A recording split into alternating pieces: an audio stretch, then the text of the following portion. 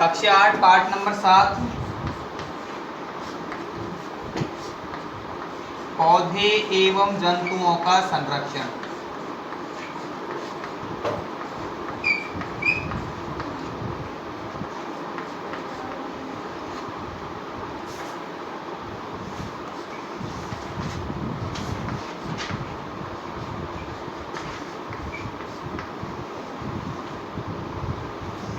इस पाठ में हम पौधे एवं जंतुओं के संरक्षण के बारे में पढ़ेंगे, लेकिन उससे पहले ज़्यादा जरूरी होगा कि हमें इनका संरक्षण करने की आवश्यकता ही क्यों हुई। ऐसी क्या समस्याएं आई जिससे हमें पौधे एवं जंतुओं का संरक्षण करने की आवश्यकताएं पड़ी। तो पहले हम उन सभी कारणों की विवेचना करेंगे जिनमें ये समस्याएं होंगी, जैसे वनोन्मूलन होगा अर्थात वनों की कटाई होगी, जानवरों एवं पक्षियों का शिकार होगा,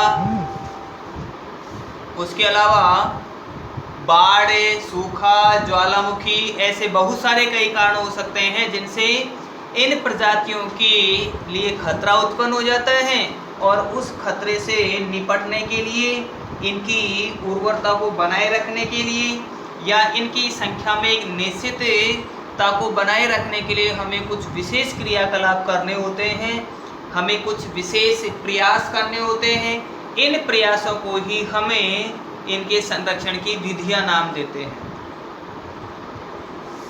फर्स्ट हेडलाइन हम पढ़ लेते हैं।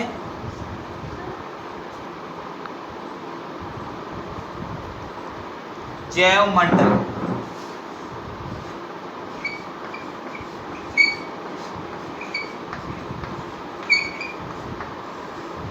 जैव मंडल, जैसा कि नाम से स्पष्ट हो रहा है, जैव और मंडल।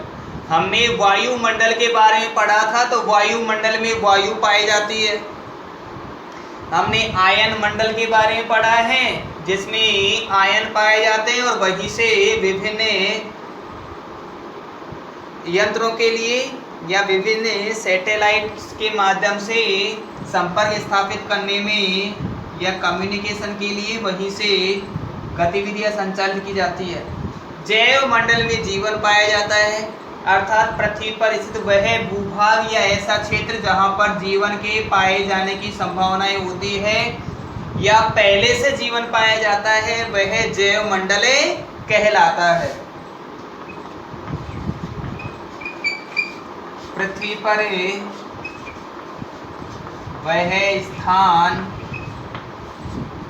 जहां जीवन पाया जाता है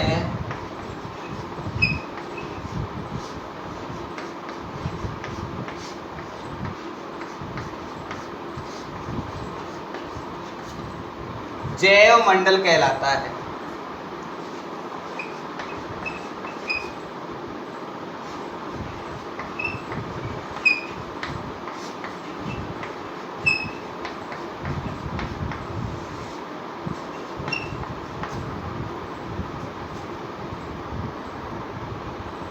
अब जैव मंडल के बाद में हमें सबसे प्रमुख आधार स्तंभ के बारे में पढ़ेंगे जिसके अंतर्गत वन आते हैं। तो वनों के लिए विभिन्न तरीकों से खतरा उत्पन्न हो रहा है। इस खतरे के कारण वनों का उन्मूलन हो रहा है और वनों के उन्मूलन को ही वनोन्मूलन कहा जाता है। वनों के उन्मूलन को ही वनोन्मूलन कहा जाता है। तो हम फर्स्ट हेडलाइन बना दें वनोन्मूलन।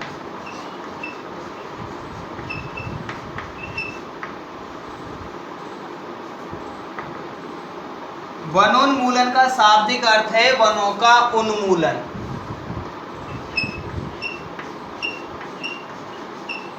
वनोन्मूलन का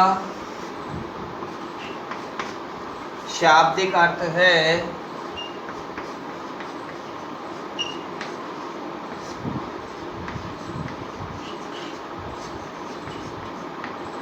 वनों का उन्मूलन।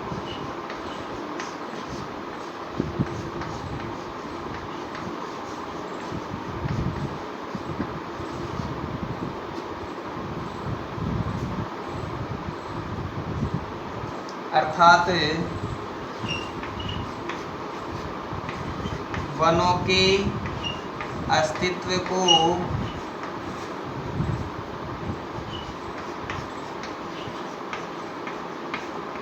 खतरा उत्पन्न होना ही वनोन्मूलन कहलाता है।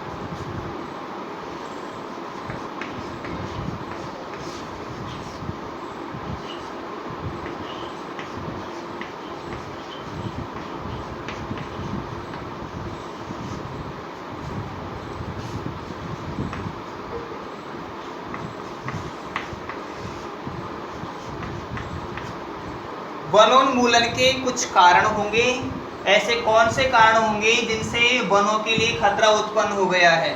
तो हम हेडलाइन लिखते हैं वनोन्मूलन के कारण।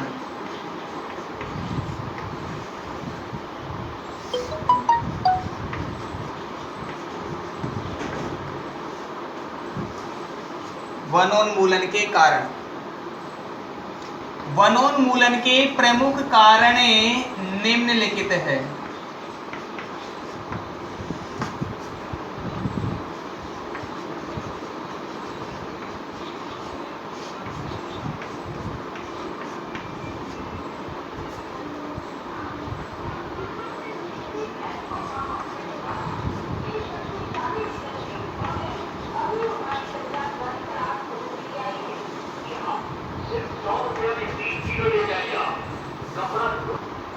जैसे लकड़ी ईंधन के लिए लकड़ी काटना, बड़े बड़े इंडस्ट्रियल एरिया बनाने के लिए वनों को काटना, फर्नीचर आदि के लिए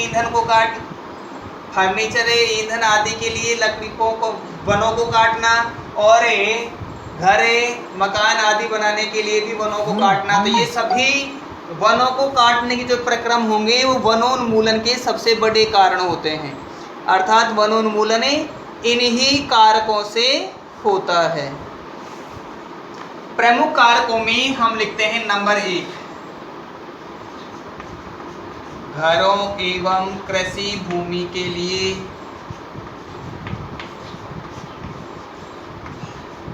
कृषि भूमि प्राप्त करने के लिए, यानी जहां पहले वन थे वहां के वनों को काट करे और खेत बना देना।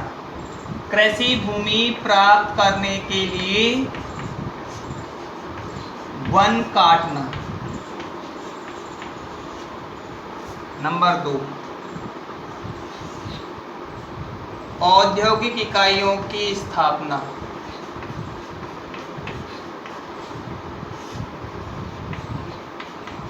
औद्योगिक इकाइयों की स्थापना। जब औद्योगिक इकाइयां स्थापित होंगी तो उनके लिए क्षेत्र भी अधिकांशतः वनों को काटकर ही प्राप्त किए जाते हैं। Number 3, furniture.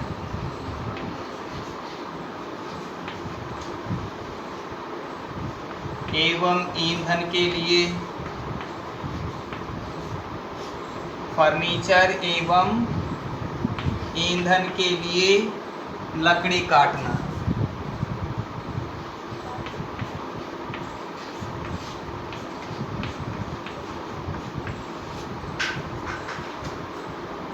नंबर 4, पशुओं द्वारा अतिचारण। वन क्षेत्र में जब पशुओं को छोड़ दिया जाता है चरने के लिए तो पशु छोटे छोटे पादपों को खाकर तहस नहस या नष्ट कर देते हैं। पशुओं द्वारा अतिचारण। कुछ प्राकृतिक कारण भी होते हैं, जैसे भूकंप के समय वन उथल पुथल हो जाते हैं, या फिर कोई दावानल या अग्निकांड हो जाते हैं, अचानक से आग लग जाती है, ज्वालामुखी, ये भी वनोन्मूलन को प्रोत्साहित करते हैं या वनोन्मूलन के कारक होते हैं। कुछ प्राकृतिक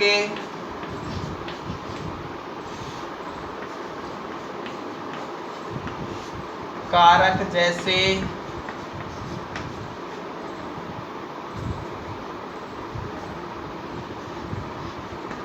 जंगल की आग। जंगल की आग को दावानल कहा जाता है। जैसे जंगल की आग, ज्वालामुखी,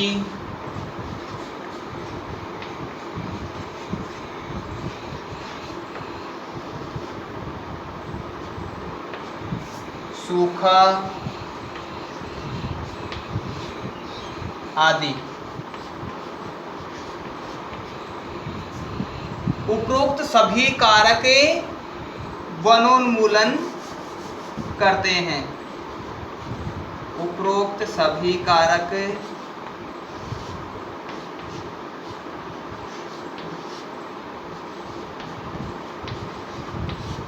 वनोन्मूलन के लिए उत्तरदायी है।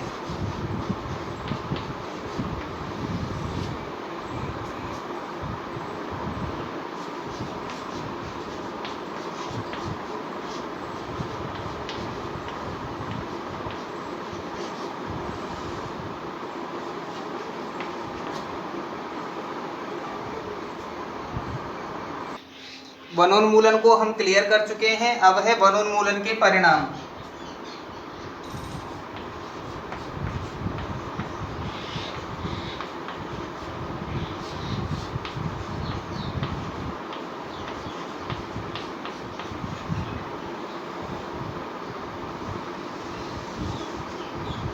वनोन्मूलन के परिणाम निम्नलिखित हैं।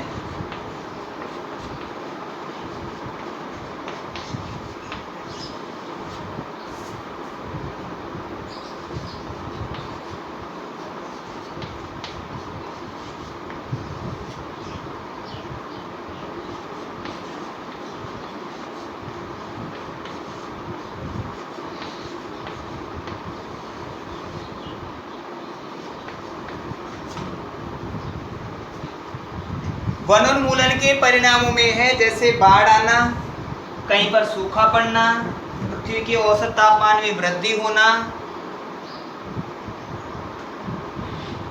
ये सभी वनोन्मूलन के कारण होंगे। अब वनोन्मूलन के कारण बाढ़ आना तो संभव कैसे होगा कि हम जानते हैं कि वन वर्षा लाने में सहायक होते हैं। तो जहाँ शुष्क मरुस्थल होते हैं वहाँ वर्षा कम होती है, तो ऐसे स्थानों पर सूखा पड़ जाता है या जिसे अकाल कहते हैं। लेकिन ऐसे स्थान जहाँ पर जो बहुत ज़्यादा ठंडे होते हैं तो वन नहीं होने की दशा में वे और अधिक ठंडे होंगे, यानी कि वन वातावरण के तापमान को नियंत्रित करते हैं। अगर तापमान अधिक है तो उसे कम रखते हैं और यदि तापमान कम होता है तो उस तापमान को बढ़ाते हैं।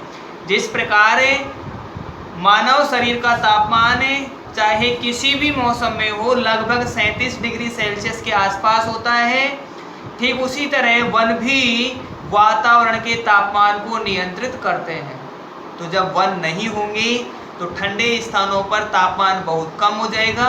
ऐसी स्थिति में वहाँ पर जलवाष्प जल की बूंदों में बदलने लगती है और सामान्य से बहुत ज़्यादा वर्षा हो जाती है। जब सामान्य से बहुत ज़्यादा वर्षा हो जाती है तो जल निकासी के लिए पर्याप्त जगह नहीं मिल पाती और वह पानी घरों में, खेतों में या सड़कों पर तेजी से बहने लगता है। इस प्रक्रिया को बाढ़ आना कहते हैं। वन वायुमंडल में प्रदूषण को भी अवशोषित कर लेते हैं, अर्थात ये कार्बन डाइऑक्साइड को ग्रहण करते हैं। प्रकाश संश्लेषण के दौरान कार्बन डाइऑक्साइड को ग्रहण कर लेते हैं और ऑक्सीजन गैस निर्मुक्त करते हैं। तो ये वातावरण को स्वच्छ रखने में भी अपना योगदान देते हैं। जब कार्बन डाइऑक्साइड वन नहीं होंगे तो कार्बन डाइऑक्साइड की मात्रा में बहुत ज़्यादा वृद्धि होगी। और अभी हम पिछले पार्ट में पढ़ चुके हैं कि जब कार्बन डाइऑक्साइड की मात्रा में बहुत ज़्यादा वृद्धि हो जाती है तो इससे विश्व उष्णन या फिर ग्लोबल वार्मिंग का खतरा उत्पन्न हो जाता है। इस प्रक्रिया में पृथ्वी के औसत तापमान में वृद्धि होने लगती है, जिससे पहाड़ी क्षेत्रों में पाए जाने वाले बर्फ के ग्लेशियर पिघलने लगते हैं और उनकी तलहटी में या तटीय क्षेत्रों में रहने वाले लोगों के लिए और जल में रहने वाले जीवों के लिए खतरा उत्पन्न हो जाता है। इसका फर्स्ट लिख देते हैं, सूखा पड़ना।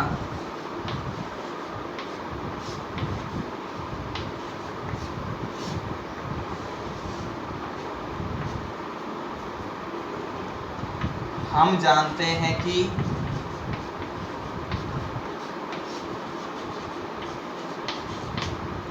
वन वर्षा लाने में सहायक होते हैं।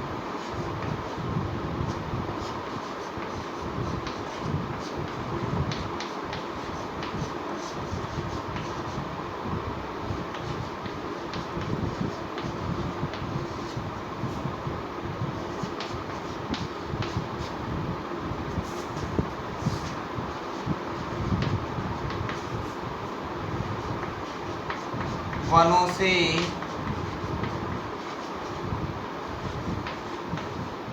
वातावरण का तापमान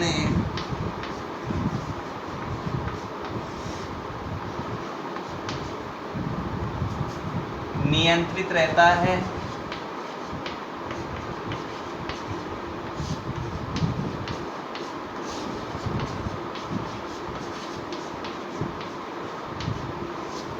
जिसके कारण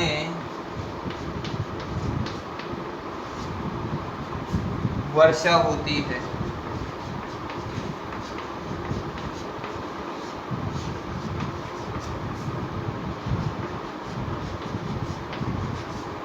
वन नहीं होने पर तापमान में वृद्धि होगी।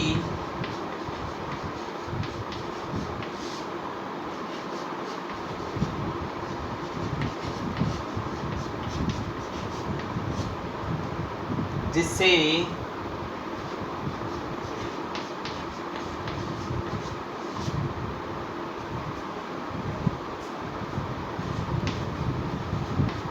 जलवाष्प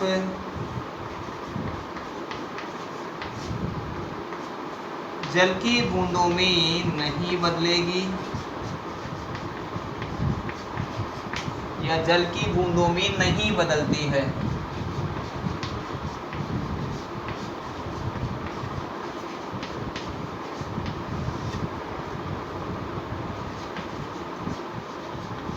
इससे वर्षा में कमी आती है।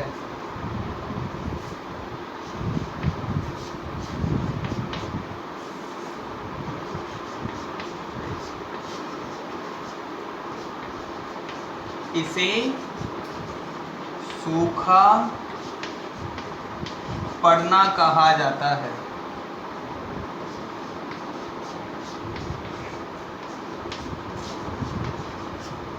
जब कई वर्षों तक लगातार सूखा पड़ता है तो इस स्थिति को अकाल कहते हैं। जब कई वर्षों तक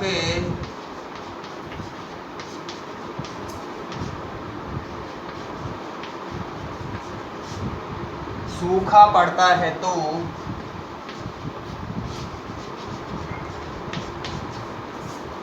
इसे अकाल कहते हैं।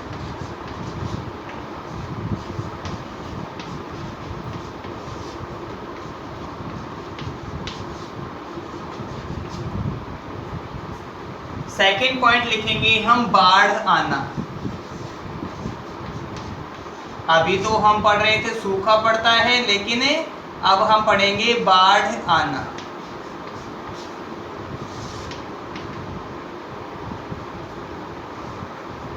वनोन्मूलन के कारण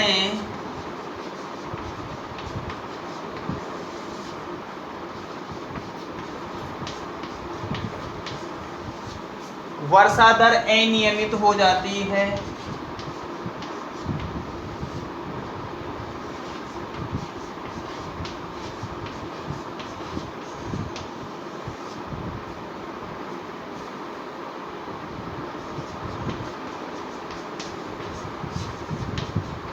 जिससे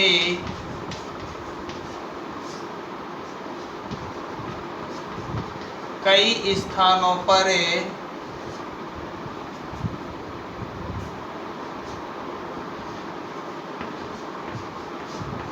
बहुत अधिक वर्षा होती है।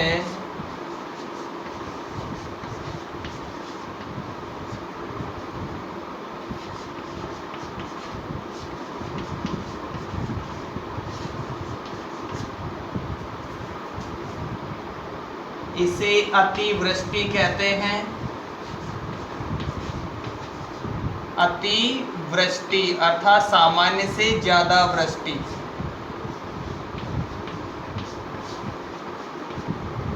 इससे बाढ़ आ जाती है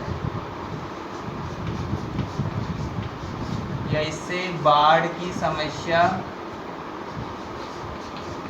उत्पन्न हो जाती है।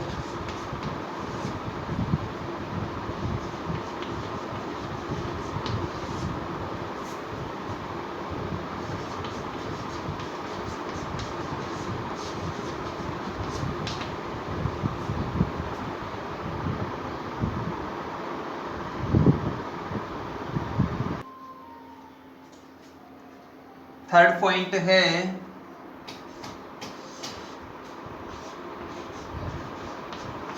जल चक्र में असंतुलन।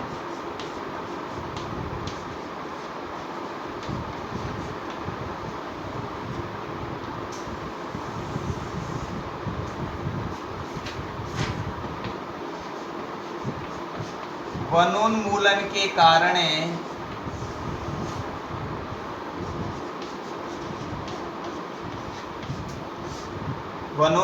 के कारण जल का वाष्पीकरण बढ़ जाता है।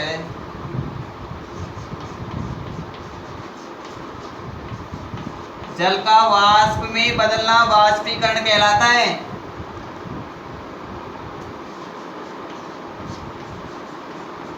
बढ़ जाता है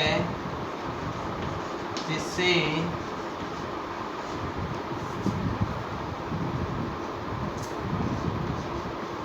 जल चक्र अनियमित हो जाता है।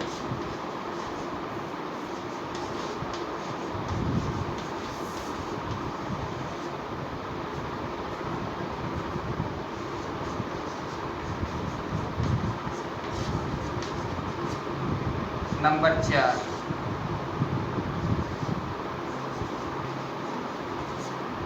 पृथ्वी के तापमान में वृद्धि।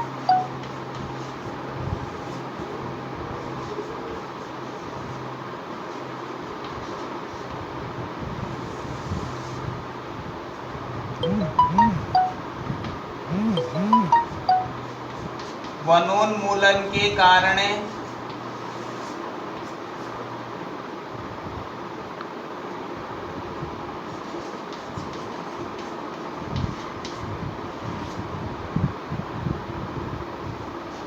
ऑक्सीजन एवं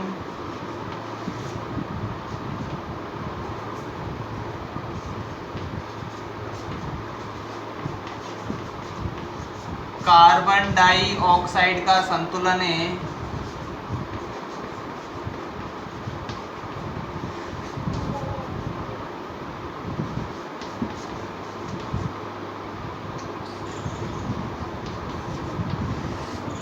बिगड़ जाता है।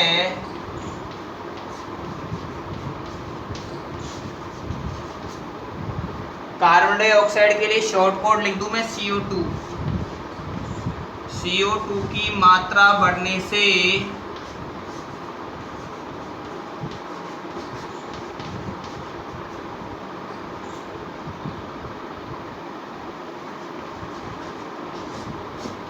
पृथ्वी का औसत तापमान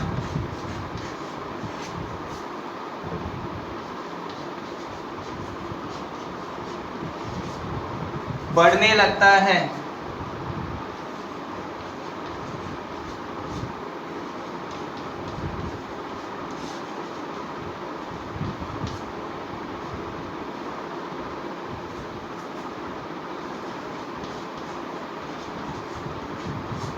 इससे ग्लोबल वार्मिंग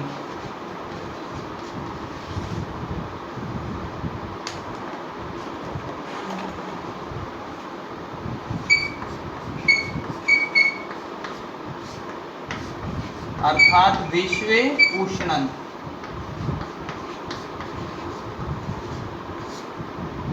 का खतरा उत्पन्न हो जाता है।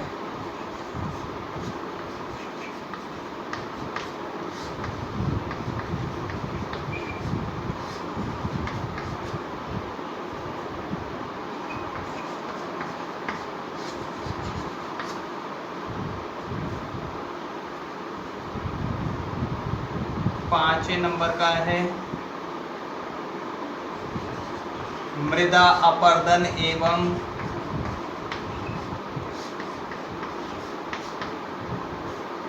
मरुस्थलीकरण।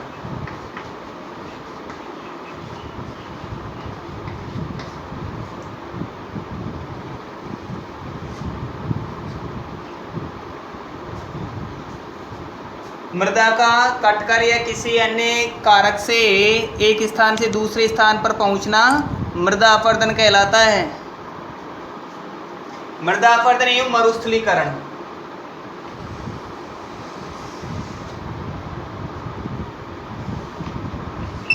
वन अर्थात पेड़ों की जड़ें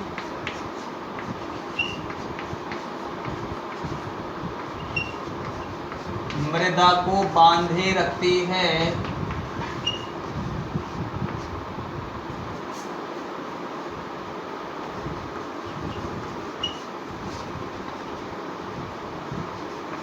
जिससे मृदा का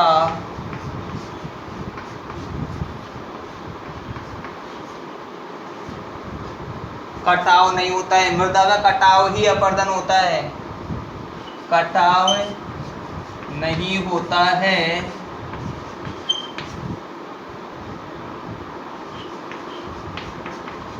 वनोन्मूलन के कारण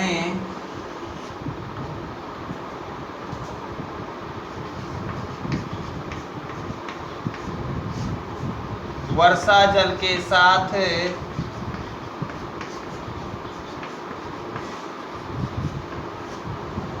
मृदा की ऊपरी परत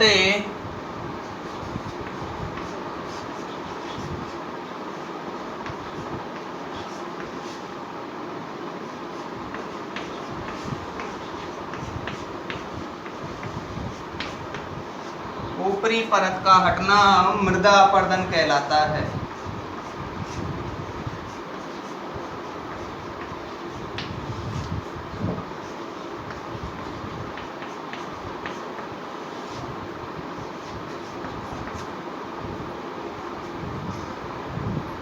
इससे उपजाऊ मृदा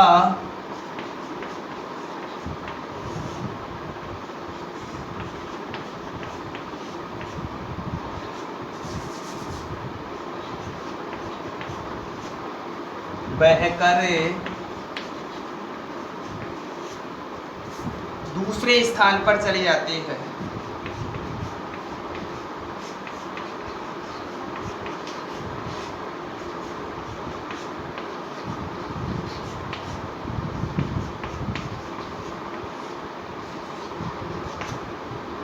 दूसरे स्थान पर चली जाती है, जिससे मरुस्थलीकरण होता है। अर्थात मिट्टी जब उपजाऊ नहीं होगी तो वह मरुस्थल कहलाएगा और मरुस्थल का प्रसार ही मरुस्थलीकरण कहलाता है।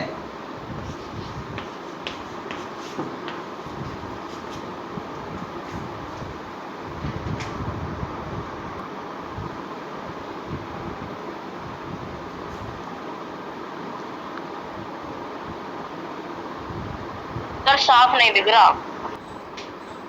पॉइंट नंबर 6, मृदा की जल धारण क्षमता में कमी।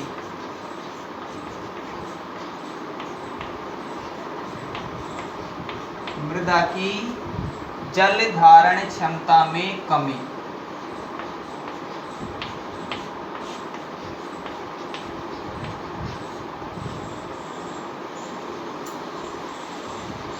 मृदा कितने पानी का अवशोषण कर सकती है वह उसकी जल धारण क्षमता कहलाती है। वनोन्मूलन के कारण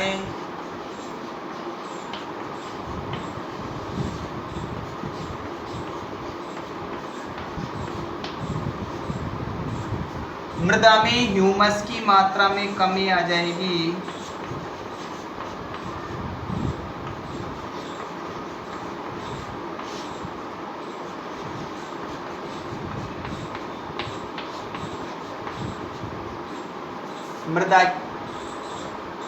कि ह्यूमस की मात्रा में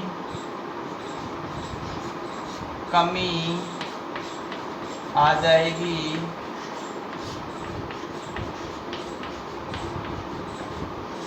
जिससे मृदा के कणों में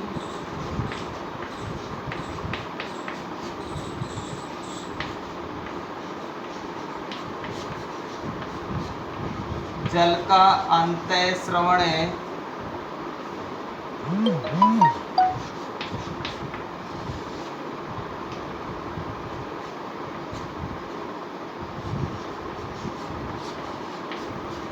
कम हो जाएगा और मृदा की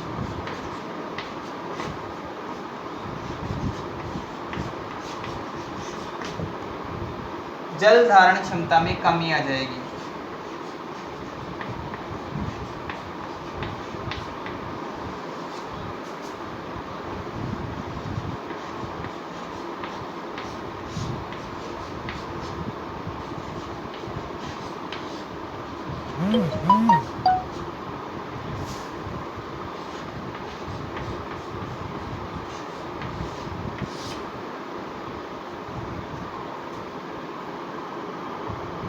इसके अतिरिक्त कुछ मेजर पॉइंट्स और होंगे कि मृदा की भौतिक संगठन और पुनर्गठन में कमी आ जाएगी। यानी कि कुल मिलाकर यदि वनोन्मूलन होगा तो मनुष्य और मनुष्य के साथ साथ प्राकृतिक संगठक या घटक, जीवित एवं मृत, सभी को समस्याएं उत्पन्न होगी।